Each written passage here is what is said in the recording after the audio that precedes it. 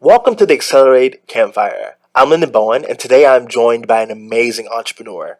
I truly hope you enjoy hearing their experiences and life path. Listen in. Well, welcome everybody. With us today is Joe Sciacchitano. He is the founder and owner of Joe Sciac LLC, specializing in design and development of digital media. As a solopreneur, he wears many hats, namely those of creative director, technical manager, and producer of all the content he creates for his clients. Joe spent over 15 years in the advertising agency world. Then, in April 2018, he decided that the long hours, selling cars and hamburgers wasn't for him anymore, and he launched Joe Sciac LLC. He's been calling the shots, gaining clients, and having a blast ever since. Everyone, please give a warm, collective welcome to Joe Sciacchitano. I'm going to start at the very beginning with Joe. So you started out with 0 clients after having been in an industry for over 10 years, 15 years.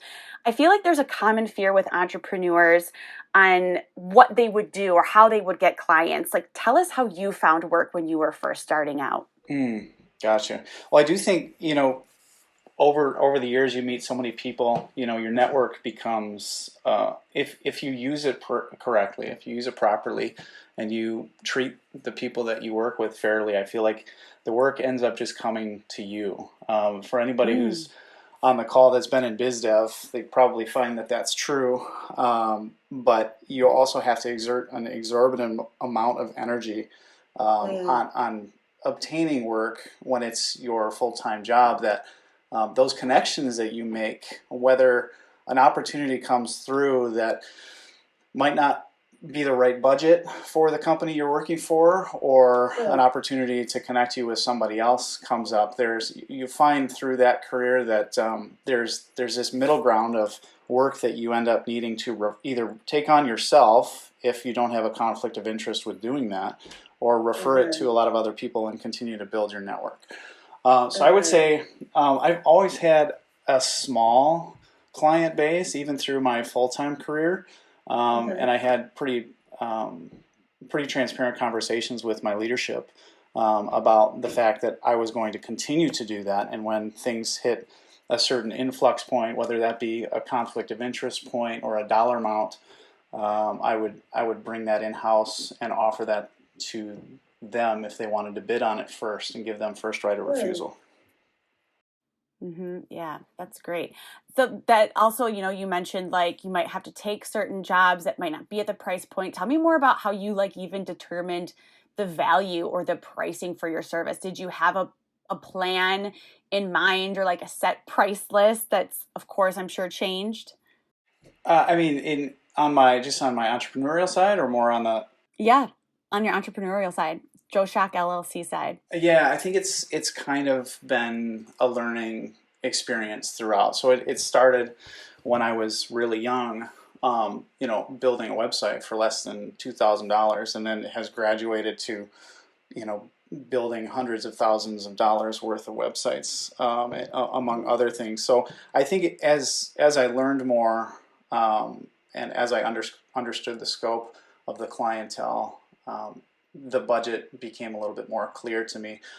In my full-time career, while I was operating the business on the side, there was a very specific dollar amount that I had in mind, that I needed to bring in-house. I wasn't going to bring, a small coffee shop website in-house, for example. It wouldn't make sense to bring that into my previous employer. My employer at the time, while I was operating just strictly freelance before I made the leap. But then after making the leap, there was definitely a certain dollar amount range that I would need to focus on in order to make a living. And I kept in mind that if I needed to say no, I would find the right resources to connect that job with that were in need of the work. Yeah, that's a great point. And then Chef J18 just said, I started Sweet Mission while I was homeless and very, very little funds. That's amazing. And then Joe, did you have funding in mind, set when you started, or were you just no, I'm done with advertising. I just gotta do it right now? Yeah, I wouldn't say I had funding per se, other than my full-time job that I had at the time before I made the leap. I did speak with my financial advisor about 5 years prior, knowing that I wanted to eventually do this. So by the time April 2018 came around, the the account that we were talking about making sure had at least 6 months of cash flow in was pretty much to that point. So I was in a really good spot to make that jump. Gotcha. That's great. Now, the collective voted on the first question they want you to answer. And that question is, did you always want to be an entrepreneur? Yeah, I would say so. I mean, I've been freelancing as long as I can remember. Um, the biggest fear of going on my own was always being able to support my family with it full time. So it's always been something um, that's been in my blood. I mean, when I was younger, I think when I was 16, like I said earlier, I built my first website. I think I put this in the Discord too. I think I charged $1,600 for it, and the client was um, quite surprised by the high dollar amount that they thought that Really? was at the time. Um, Okay. so that was a lot of money to this client, and they were more of a startup too at the time, so that's understandable. But I've also done when I was younger. I did. I found this company called Teachers Discovery. I don't know if anybody's ever heard of them. Really? You Um, founded this company, Teachers Discovery. yeah, no, I found them. I found Oh, them. you found them. I can't remember exactly who Very connected different. me with them, but what they needed at the time was this was before textbooks were online, and they needed me to scan a bunch of textbooks. Not the whole book, but the cover, a couple of the inside pages, the back page, and then combine them into a PDF. And I did hundreds of these. So I recruited two of my brothers, and I bought two scanners and started basically outsourcing and creating a little company in my bedroom when I Oh my was God, I love it. six, that was probably 15 at that time. And built my first invoice and tried to figure out working with clients and all that jazz as young as I can remember. So Wow, I love that. Now, so it seems like you did always want to be an entrepreneur and you were doing these entrepreneurial things without really even realizing that when we're young, I know that when I grew up, you didn't really know what an entrepreneur was or that you could do it. And we didn't have the internet. I'm dating myself here, but I think that it's changed so much in the world. When you can see more things that you're able to do, and entrepreneurship is such a wonderful path to go on. And you mentioned, earlier in the warm up with you guys were doing, cutting lawns, and now you're scanning. And so I have to also ask this question that was tied for the question that they vote on, and is explain the best thing from your worst job, because I feel like there might be some overlap in there. yeah, good. The best thing from my worst job. I've got a couple notes on this because I know, Leslie, I told you ahead of time I like to be prepared. I would say there's a couple different things that I've gotten from my worst job. There were networking and connections that I was able to get from my worst job.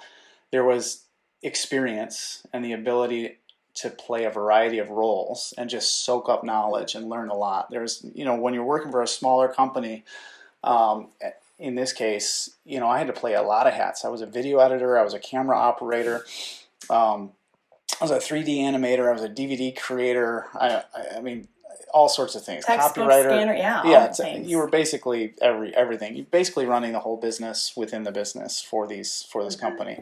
I also learned how not to run a company, how not to treat employees.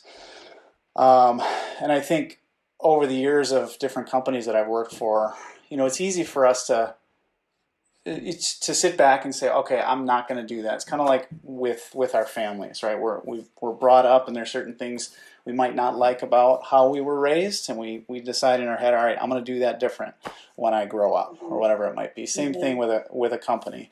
There's little things that every company does differently that you decide, all right, when I move on, or if I move on, I'm not going to do that. Tell me one of those things that you've decided you will never ever do. Mm, probably pull the whole office space. I'm gonna need you to come in on Yes. Sunday.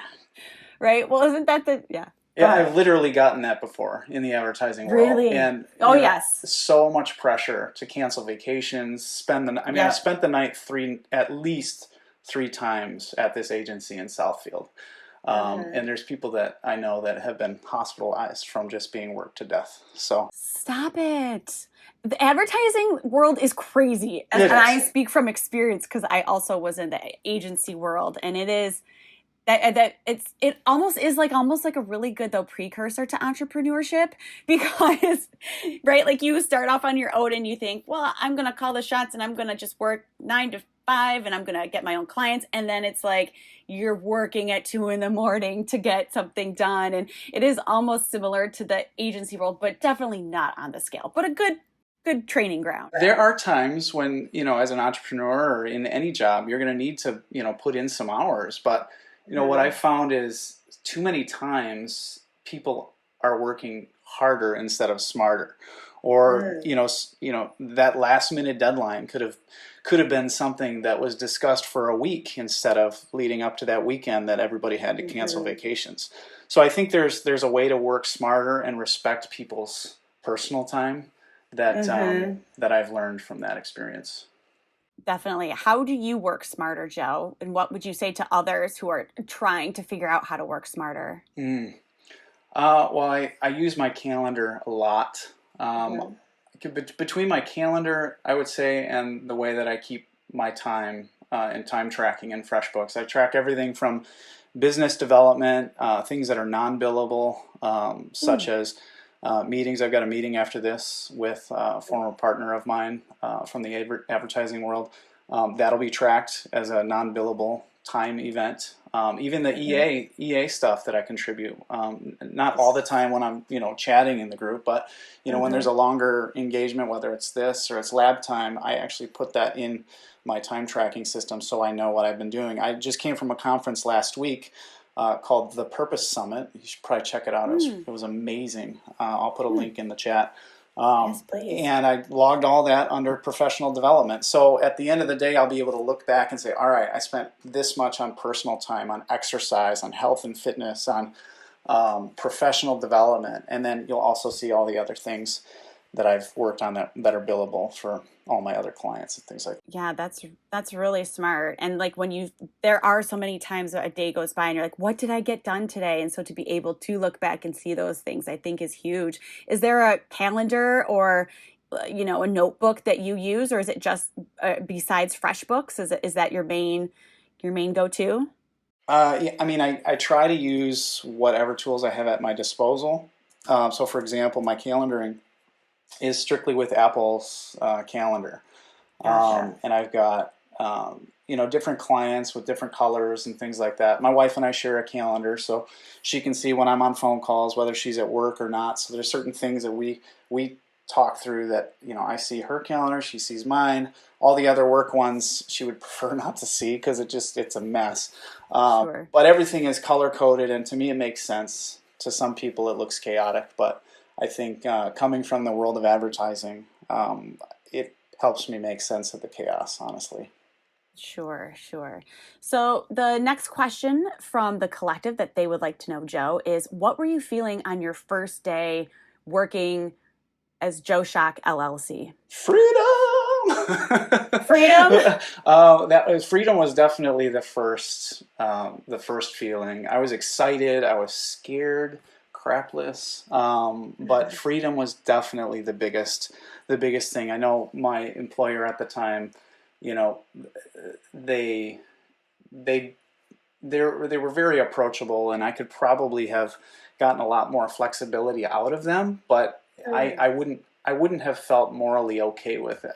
I think I grew up thinking, no, you got to be there 9 to 5. It's not like a give them a heads up that you're going to be an hour and a half late every couple days kind of a thing. Right. So my work ethic, if I commit to something, I'm there, and I'm very poignant. I'm on time every time, and I'm somebody that people can depend on. So I think freedom was definitely the first feeling. I was excited. I was scared. Even though I already had all that stuff put in place with my financial advisor and everything felt great, I knew that if I if I fell flat on my face, I could get back into a career. I was only, what was 4 years ago? I'm not even 38 yet. So that was Baby. 3. So yeah. That's great. What was your biggest fear, Joe, about starting out on your own? Biggest fear was definitely not being able to support my family. And then secondarily, just failing and having to go back to work for the man and face the fact that I failed. Sure. I'm sure there's a lot of people that could relate to that. Definitely. Well, I feel like that is the one thing that keeps so many of us from doing what we want to do or following those dreams, is that fear of failure. But I then also feel really comforted to know, like, everybody fails. And Steve Jobs, Jeff Bezos, all these big, crazy people that have these big corporations, they probably created 20 companies that went nowhere before they did that one, right? And they got told no, no, no, no, no. And all you need is one yes, right? And so I think that's such like a great thing to remind ourselves that it's not failing forward, right? Is what you want to do, and learn and adapt, and just keep going, because there's no such thing as true failure. If it's only stopping, right, is true failure. So, but we do get our minds caught up in that trap. So thank you for sharing that. So the next question that the collective would like to know is, if you got one do-over, Joe, what would it be? If I got one do-over, meeting with my tax accountant more regularly to stay on top of taxes that I possibly owed, because the fluctuation in income, depending on how, who your clientele are, and kind of where the income comes in, it can fluctuate pretty huge. So I've, as of this year, actually, I started quarterly meetings with my tax accountant, just to kind of check in and say, all right, here's where things are at. Here's where I'm projecting income to be. Do we need to make some adjustments on our tax payments? Previously, that would have been quarterly payments, but I'm on a monthly W-2 type situation now with the feds. So that I would definitely do that over and get those meetings in the books sooner rather than later. Yeah, I love that, Joe, because I feel like these things that you're saying are so important to your success are not sexy, right? It's like calendar and accountant, but it's like these essential building blocks to being a successful small business entrepreneur, right? Absolutely, yeah. And back to the failure piece at the conference last week, the Purpose Summit. There was an amazing statement that WD-40 CEO Gary Ridge brought up, and he calls failure learning moments in their company. So he doesn't let any of his employees think that this is failure. In fact, they embrace it, and they actually talk about and ask their employees, tell me what was one of your learning moments this week, and they make it a part of their conversation, which is pretty amazing. That's great. I love that. Yeah, and another last item on that failure topic is sure.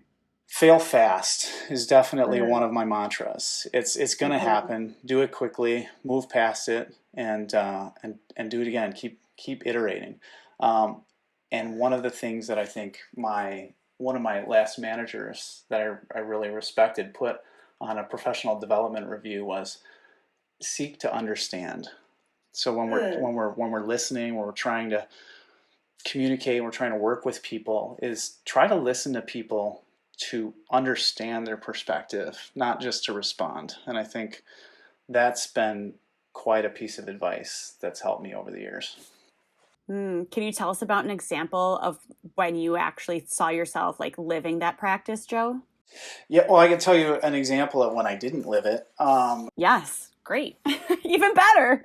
There was a point in time when there was a younger employee of mine that just wanted to work on a project and was so passionate about it, but there was just a complete disregard for the timeline and the need for that project to be done.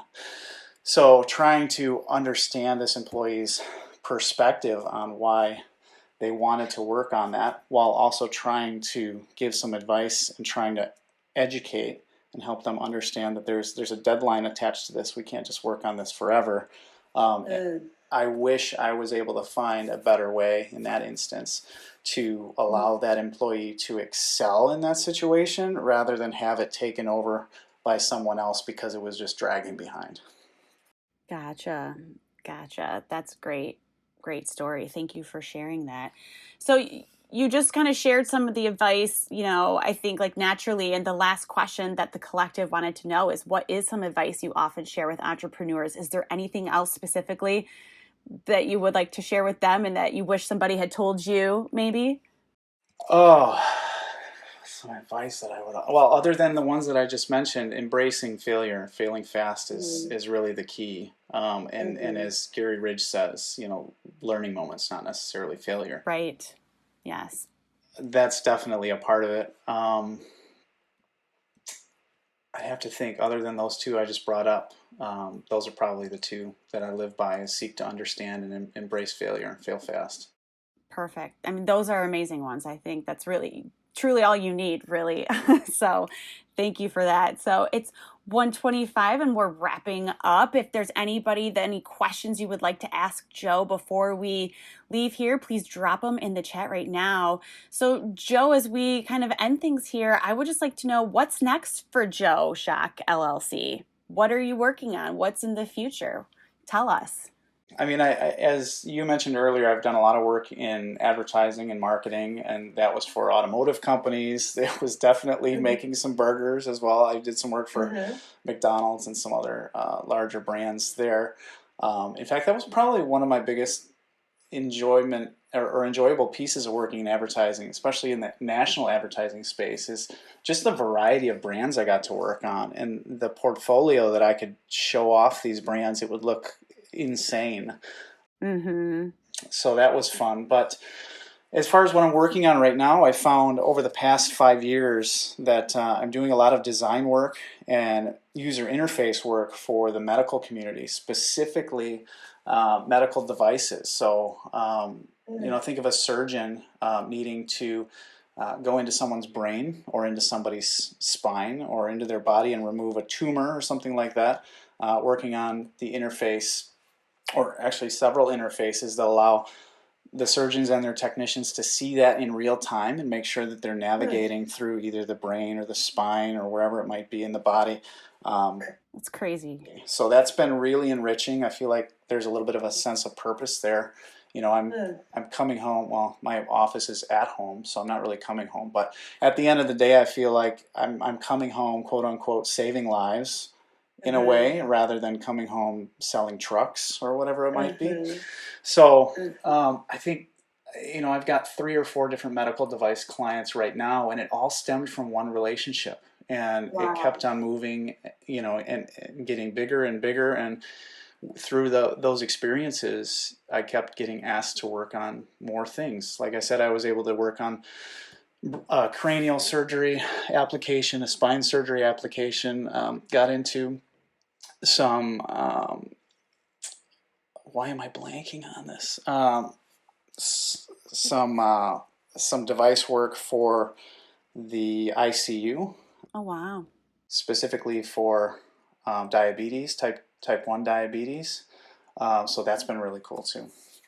Wow, that's amazing. I can't even imagine what is something that you don't realize about designing interfaces for essentially programs that are enabling doctors to save patients' lives. Like, is there always put the giant red button on the left or the right, or is there anything that you've learned? There's definitely a couple things that I've noticed coming from just the typical UI UX world and going into the medical UI and UX world. And one of them is just their language. Like their language is totally different. There's certain things, like, let's say I wanted to put an overlay on top of an x-ray or something that is kind of floating above the x-ray to show a doctor where something is at. They might call that something different than an overlay, and the word might not make any sense at all. So I think it allows for an opportunity for the medical community to kind of rethink a little bit of their jargon to support some of the upcoming generations. The other thing I would say is, as we're working on these applications, most of them don't come out for 2 to 3 years, and the consulting agreements take a lot of time to be able to get this software where it needs to be. And what a lot of the medical community doesn't understand is the generation that's going to be coming into the medical workplace using this application is not the current one that's in there right now, most likely. So the way we design this, I mean, I'm able to bring in different interactions from either Snapchat or TikTok into these interfaces to really bring some of that youth into it and bring some of those interactions into it, which is fun. Yeah, the digital natives that are now entering the workforce is completely different than people then who had to learn it like as a grown up. So yeah, that's super fascinating. Thank you for sharing, Joe. I know we're wrapping up here. Collective, if there's any other questions you'd like to ask Joe, get them in now. Joe, is there anything else that you'd like to share? Thank you so much for joining us today for the Weekly Campfire. It's been fantastic getting to know you and learn more about your journey. You're an amazing member here. Thank you so much. Yeah, thank you so much. It's refreshing to be able to think back through some of these questions that you guys ask and actually be a little introspective, especially the one question here, I think in one of your sets is, you said, who were some of your early influences? I think it's really important to sometimes reflect and even go back and thank some of these people and say, you were a big influence to me and getting me from where I was to where I am today. So I appreciate you guys bringing some of these questions to light as I kind of rethink a little bit of where the trajectory of my company is going and next steps. Yeah, thank you. You had some great advice for us today in the collective, and that's sharing that journey, reflecting. That's what it's all about. So thank you again. Thank you to everyone for joining us. We will be back here next week with another amazing Weekly Campfire guest. Thank you all so much. Have a great day. Thanks, Joe. Thank you. Bye-bye. Bye, guys. If you'd like to join the Accelerate Collective and attend future campfires, visit accelerateamerica.com/join and check out our future guest at accelerateamerica.com/campfire. Take care.